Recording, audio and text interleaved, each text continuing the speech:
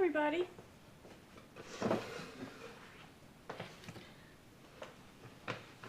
This is so much fun. This is the Society of Idea Collectors by Dede Willingham. And I am, oh, excuse me, it's late here. I am on my list making of persons, places, and things.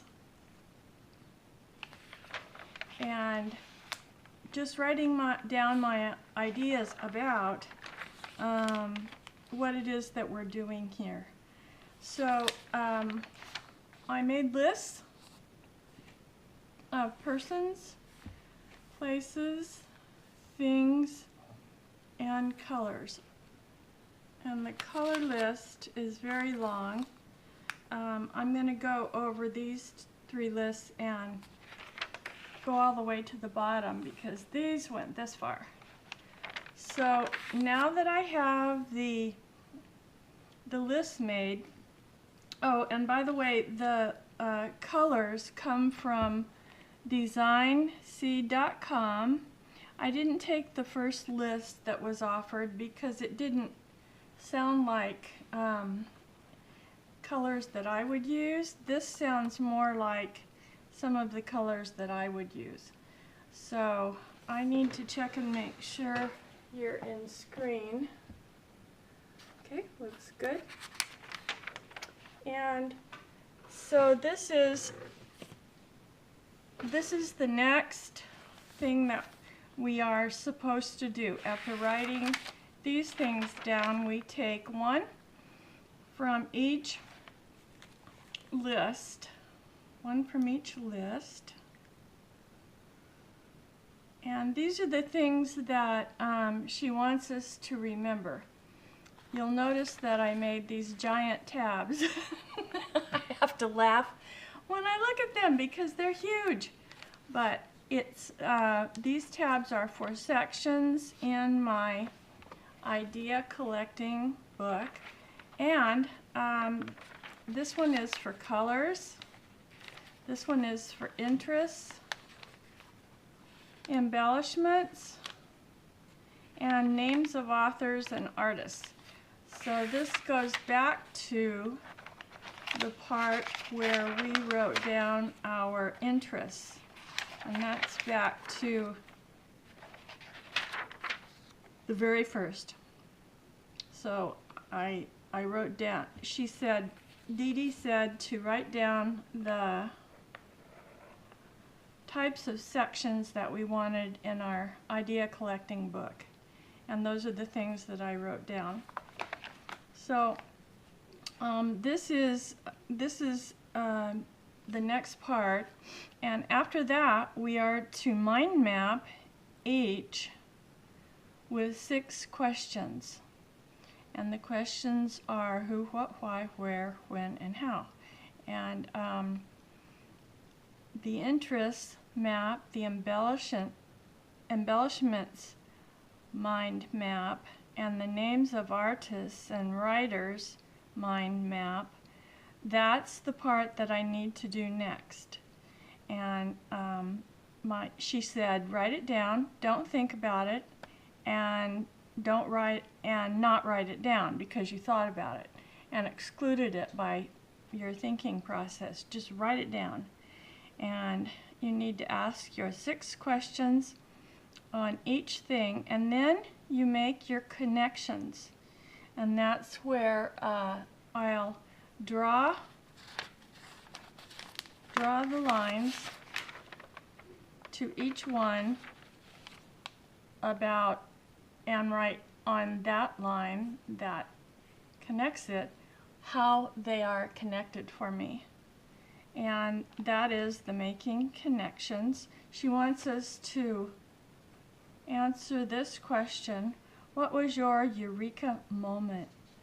And I can tell you that my first eureka moment, and I better write this down because I will not remember it, was when I was first making the list, and I realized that what was happening to my mind was my mind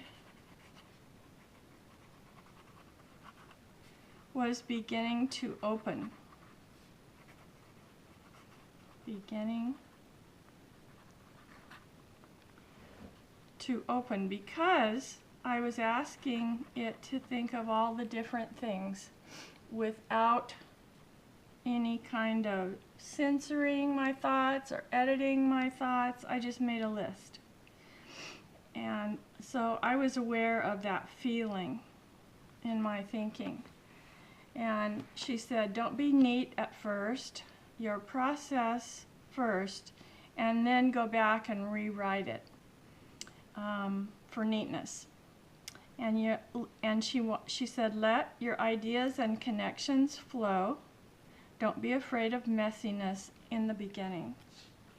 So that's what I did. And the first mind map that I did was basic colors. And those basic colors are what all of these other colors came from. And so I just went with red, yellow, blue, and then the secondary colors to those, purple, green, and orange. And so now to make connections between them, I will make a line to the red and the green with a little arrow on it. And for me, these are the Christmas colors. So I'm not going to edit that. I'm not going to be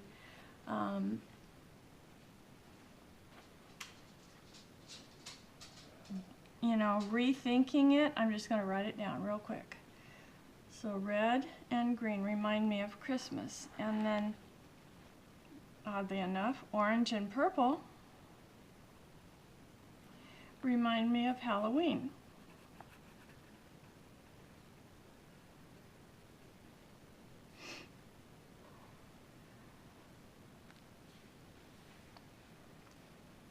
Purple and blue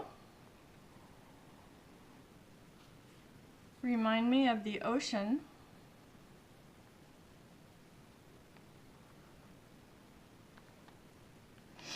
And blue and yellow makes green. So I'll just write down, when I think of green, I think of grass and trees. Like nature.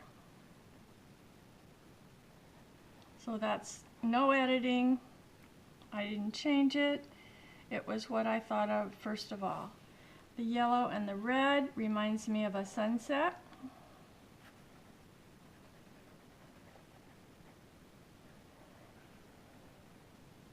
And I'm not going to say, oh, but what about this or that? No, I'm just going to leave it that way. So there we are on the mind map of basic colors. So next I will be going to persons, and I will mind map on persons, and that's what, and I will mind map these. I did the colors first, so I'll mind map on these. Just to let you know, when I wrote down the basic colors, we were to go around each color right here like this and write off to the side of it. Red reminds me of watermelon, Christmas. There's a connection. The Christmas and the Christmas adding green. The 4th of July, like red, white, and blue. Red roses for love. And again, the red, white, and blue for our country's flag. And then for yellow, I wrote down sun. Yellow reminds me of flowers. Reminds me of stars. Reminds me of lemon. Yellow reminds me of the caution light at an intersection. And so Moving on to blue, it reminds me of the sky, reminds me of water. It reminds me of eyes. My eyes are blue. Blue reminds me of cold, like you turn blue when you're cold. Well, I do anyway. And purple then reminds me, I'm not sure if this is correct. I'm not sure what color a kumquat is. It may be a different kind of vegetable, but so I should have looked that up before. I'll look that up after this. Bruises are purple when they're kind of new. The heart, like a purple heart for the award for, sorry, my dog, it's late at night and my dog is having his bad cough right now. And as soon as this is over, I give him his medicine. Purple reminds me of forget-me-nots. And then that brings us over to orange. Orange reminds me of the fruit that's on my tree in my backyard that my son planted. So that reminds me of my son. And orange reminds me of pumpkins. And orange reminds me of one of the colors of fall and leaves in the fall.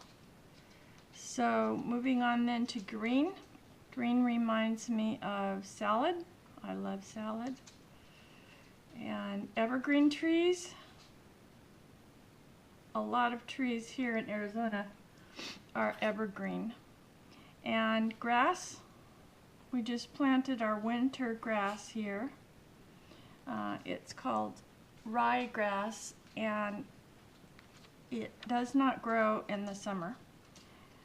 Green reminds me of peas, that color of green, and then green reminds me of green leaves.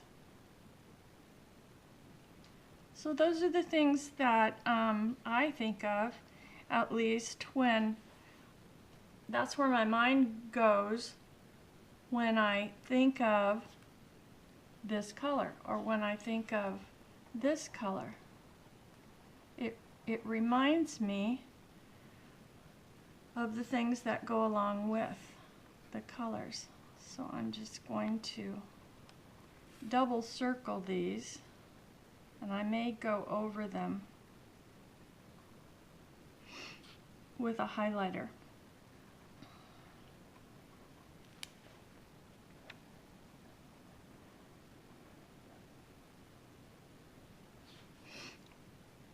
So that's the mind map of basic colors. The next mind map will be of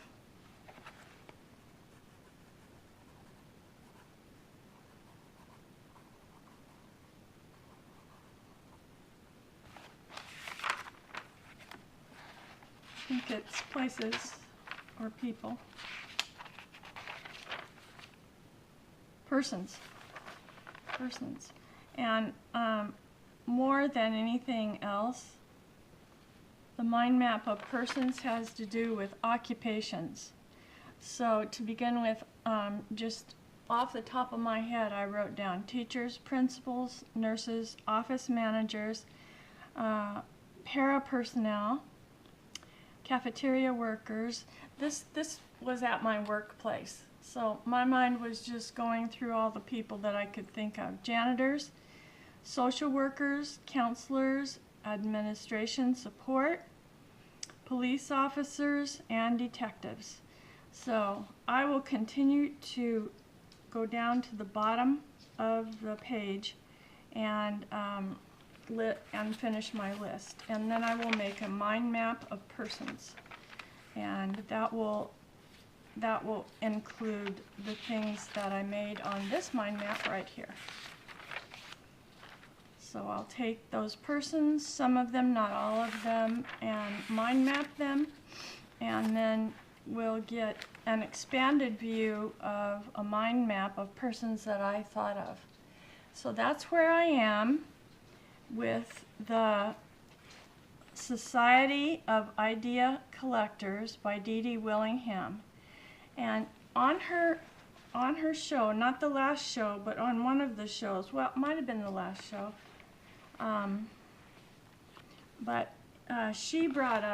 she talked about different books. She brings up different books to help us, expand your thinking and go over into different and new areas. And she showed this book, and as soon as I saw the title, I was absolutely fascinated. And it's called Once Upon a Piece of Paper, and it's a visual guide to collage making. So it would be, for me, it would be a beginner's guide to collage making. And it's by Andrea D'Aquino, I think. So here's what the book looks like inside. It's just amazing. It's first of all, a word that I think of, it's cute, but more than that, it's a huge introduction to collage and things that go along with collage. So Once Upon a Paper. Now, my first impression is I love this art. This is collage art right away, first page. She's got book text, dictionary paper, and then over the top of it or underneath it, she's got other kinds of papers that would go along with it. Then the chapters are listed like this, very visual, black and white, table of contents. Chapter 1 is Get, and so Chapter 2 is Think, Chapter 3 is Make, and then you have About the Author, Thanks, and number 8, Hello. Hello. So here's Hello. And it talks about what the book is about. It talks about, for instance, I have to be in the right frame of mind where I'm focused and generally paying attention, not distracted. And this, honestly, I have gone through this book just to look at it and read it with my 5-year-old granddaughter. And this applies, for the most part, to children and adults. So if you're wondering what in the world is collage, and you'd like to know more about it, basics, this is wonderful. This is just so inspiring to me. So then we have some the whole book is like this. It's very cute. It's very, it illustrates different kinds of collage, but it also explains how to do it, what to do, and explains what you need to get. Like this one is about basic supplies. And so this is a chapter 1 page, and it's called Get. And these are things you need to get. Very, very basic. This section details a few supplies to get you going. So this is an artist, I think. So then she talks about the things that you can get. This looks like pastels and many, many things that are things to make marks with. It does say, and I so agree with this, however much the same thing as eating too many chocolates. Going crazy in the art store can result in an overload of choices and make you slightly queasy. That's true. Too many choices is not helpful to me. I have pastels and crayons, and they're old. Some of the crayons are new, but I've used crayons my whole life, like most of us have. And so I don't get overwhelmed when I look at too many pastels or too many crayons. Then it talks about basic supplies that go along with the paints and art supplies that we use. And it just shows them all. It shows pictures of the basic supplies that she's suggesting. I love the pictures. Look at the pictures. So cute. And then she goes into, after the basic supplies, other useful items. So she suggests that transfer paper for tracing, get medium that works as glue. That would be like Elmer's glue, matte medium, glue sticks, anything that would, PBA glue, anything that would help you stick things down. And then she suggests a self-healing cutting board is good. So I just have this little mat, and I'm trying it out. I only bought one. You know, I didn't want to go overboard. Just kidding. That was a joke. And then it suggests to get tape, and it says, I know you have that already. So, you know, she's just talking about Scotch tape, masking tape, and a ruler for measuring, or use as a straight edge. So these are the things that are other useful items.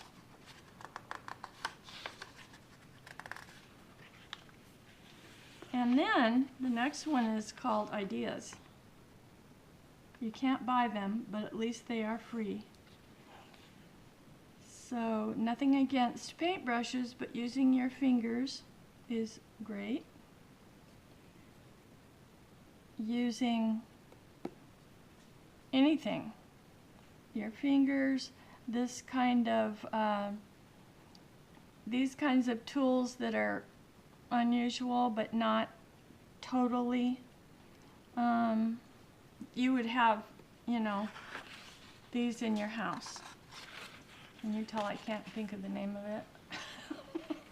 I don't know what happens. Okay, this is an example of a collage using the basis of a map and other items to stick on. This talks about paint papers to have for future use. It's actually rather therapeutic. And that's what we call painty papers, where we just go through a bunch of papers and strips, if you can see, and paint them up with different colors, different types of art materials, and keep a collection, however large or small you want, a collection of painty papers. And then she talks about circles. I tend to like circles, so I'll keep an envelope of those. I do the same thing for long strips of paper, and that would be for long strips of paper, and she keeps circles. Keep vintage book pages, so neutrals, neons, and special papers in boxes and folders. My table here is an example of what you don't want to do, because what I do is I get out projects like this. I had this project out earlier today, and I'm going to finish it up and send it in the mail tomorrow. And I have a few more things that I've thought of to do on it, like distressing the paper a bit more, especially on the edges. So I want to talk about that a little bit, and what in the world is distressing? What is that about? And then these are shreds and discarded pieces in an envelope, as they can always come in handy. Purging every now and then is also important. So very basic.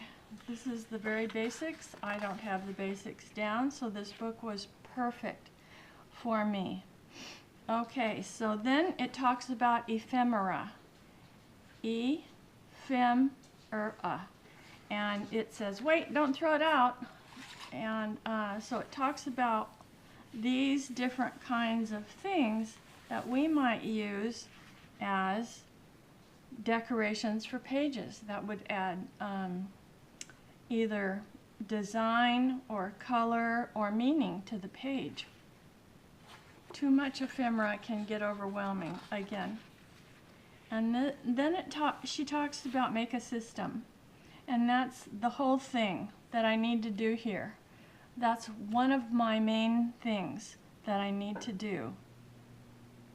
And I love this. It says, now where did I file my head? Yeah, she lost her head. So just to use envelopes and folders, I mean, it's like, duh, why don't I do that? I'm just not so naturally organized like that. Someone said, why didn't you just become a bookkeeper? Oh no, that would have been so ugly, just awful, awful, awful. So now it talks about think, and it just she goes on and on about, this is chapter 2. You need to think. Don't overthink. Whatever you think about, trust me, I've thought about this a lot. So this is a funny guy. And this is, the rest of this book is all about what you can do, the many different things that you can do with collage. This is not everything that you can do.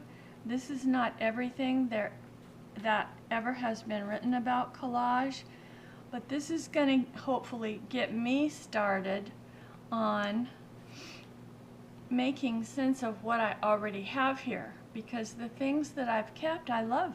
I love, you know, whatever they are in colors. Look at that, how they've made this man.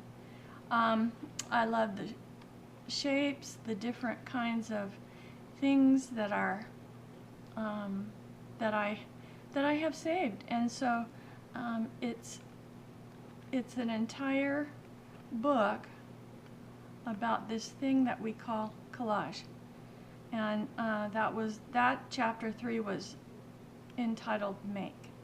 So you just need to erase your doubt, but not blobs, not spills, or not smudges.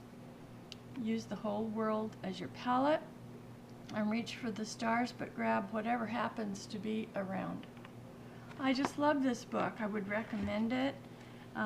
If you can check it out from your library, if they have it. If you can order it from Amazon, it was not expensive at all. And it comes apart like this. I'll put that back in a minute. And then over here it has use. This is paper. That's all it is. Over here it's a paper pad. And 2 sides.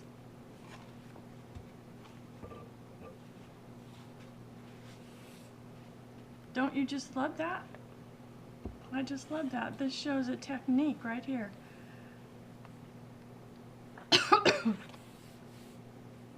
Crayons or pastels. This is inspiring. Just to have this and look through it and sit with it and let it sort of sit in my mind. Look at that. So simple. Can you see that right there? Children do designs like that, and adults don't. The reason why? Adults are censoring their thoughts, and they're limiting their minds and their ideas. Look at this. Really nice design right next to something similar in color and complementary in color, but very, very basic and simple. I love it. I just love this book. I love the Society of Idea Collectors. And I'm so grateful to Dede Willingham for bringing this up, bringing this whole thing up, even though I did make my tabs too big. Okay, you guys, thank you so much. Thank you for watching. Thank you for thumbs up. Thank you for subscribing. If you're watching this video and you're not subscribed, please subscribe, and I will talk to you later.